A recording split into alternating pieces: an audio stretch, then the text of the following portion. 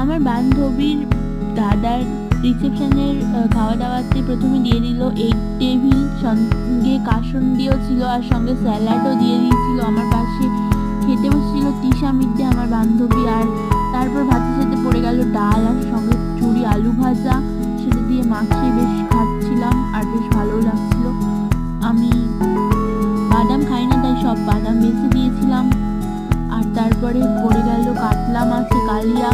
সেই কাতলা মাছ কালিয়ার মাছটাও বেশ সফট ছিল। আর ওটা তিশা মিত্রের থালার থেকে ভিডিওটা করছিলাম আমি। আর তারপরে ওই মাছের কালিয়া দিয়ে একটু মেখে খেলাম। তারপরে চলে এলো মাটন। তারপর মাটনটাও খুবই সফট ছিল, মাটনটা অনেকটাই সফট ছিল এবং আমি সেটাকে ভাজিয়ে মেখে ভালোভাবে খাচ্ছিলাম ভালোভাবে। আর সেকেন্ড টাইম আবারও